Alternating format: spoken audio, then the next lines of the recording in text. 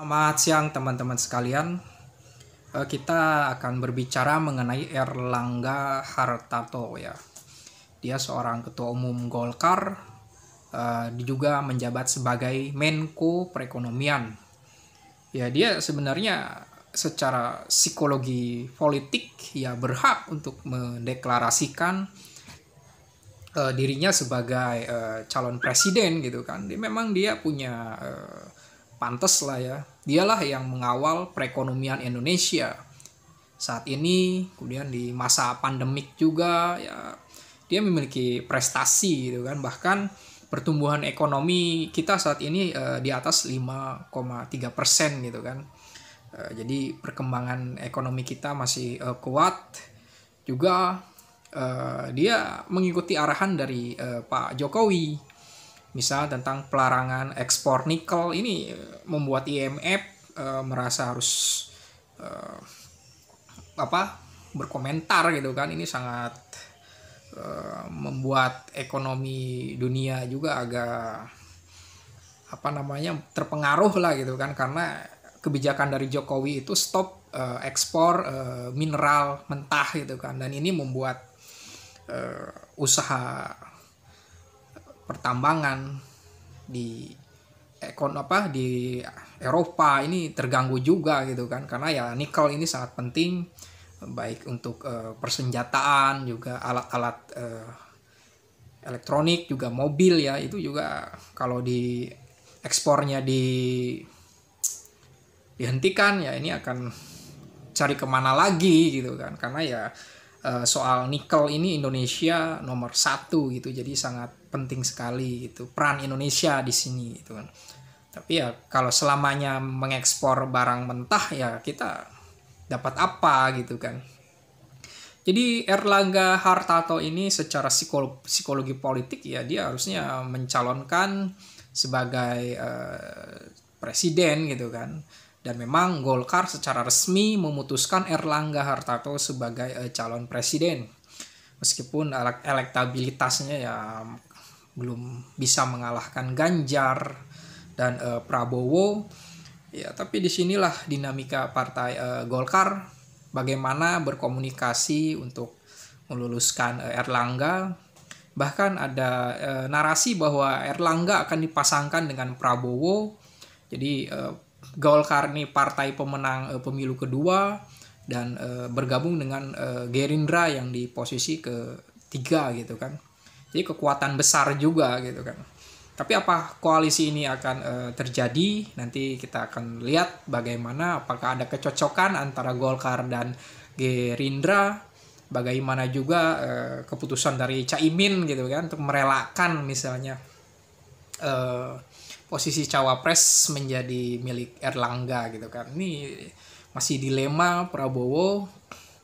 Tapi ya Erlangga ini dia berhak untuk menyatakan ya saya mencalonkan karena saya bisa memahami perekonomian Indonesia dan menjalankan tugasnya sebagai Menko relatif berhasil. Dia bisa mengawal ekonomi Indonesia dan bisa menyeimbangkan ketika berhadapan dengan krisis kemarin, pandemik, juga krisis ekonomi dunia akibat perang Ukraina.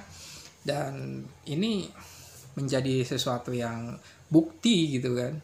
Nanti setelah Erlangga misalnya menjabat sebagai cawapres, dia bisa membicarakan tentang keberhasilannya itu bersama Pak Jokowi gitu kan di sana. Jadi memang kalau gubernur ini berbicara mengenai tentang mungkin keberhasilannya atau kiprahnya di dalam memimpin wilayah gitu kan. Nah, kalau Erlangga berbicara tentang ekonomi Indonesia, berbicara mengenai ruang lingkup yang lebih luas ketimbang wilayah. Jadi juga berbicara tentang kiprahnya ketika memahami tentang makroekonomi dunia gitu kan. Jadi sebenarnya secara pengalaman ya menteri ini harus disorot juga. Tetapi dalam suatu populisme politik memang ketika seseorang yang menjabat sebagai gubernur itu selalu digadang-gadang menjadi presiden. Tidak jarang gitu kalau misalnya dari menteri gitu yang baik, kerjanya disorot menjadi seorang presiden gitu kan. Ya ini suatu butuh paradigma atau pergeseran paradigma politik juga gitu kan. Ya tapi ini juga bagian dari suatu kontestasi bagaimana seorang menteri juga bisa mensosialisasikan dirinya. Dulu pernah ada Dahlan Iskan gitu kan. Dia terkenal juga tapi sayangnya dia berasal dari Partai Demokrat yang waktu tahun 2014 lagi anjlok suaranya, jadi ya tidak bisa digadang jadi presiden gitu kan. Ya banyaklah yang bisa diharapkan sebenarnya. Dan ini memang ya dalam politik itu persoalan mensosialisasikan diri itu sangat penting, selain takdir dari Tuhan juga gitu kan. Nah dari itu memang ini menjadi suatu pembelajaran bagi para menteri. Bekerjalah sebaik-baiknya, dan jika Anda memang memiliki keinginan untuk mencalonkan diri menjadi presiden, ya membutuhkan tim untuk mensosialisasikan diri, untuk dikenal dan turun ke masyarakat, tapi jangan terlalu pencitraan gitu kan. Dan di sini kita harus melihat sisi baik dari Erlangga Hartarto. Dia sebagai Menko Perekonomian itu memahami ruang lingkup ekonomi makro, mikro, dan juga sebenarnya memahami tentang program dari Jokowi secara global dan rinci gitu kan. Dan saya pikir ketika dia ada di pemerintahan nanti, dia sangat penting untuk punya kiprah di dalam kabinet selanjutnya, entah dia jadi menteri lagi atau jadi wakil presiden gitu kan. Dan ini kita berbicara tentang Indonesia yang akan menghadapi bonus demografi. Sepertinya kalau kita memilih Anies gitu kan, sayangnya kita harus agak pesimis gitu, apa Anies bisa memahami perekonomian Indonesia secara makro gitu. Dia aja kelebihan bayar di dalam APBN-nya soal apalah.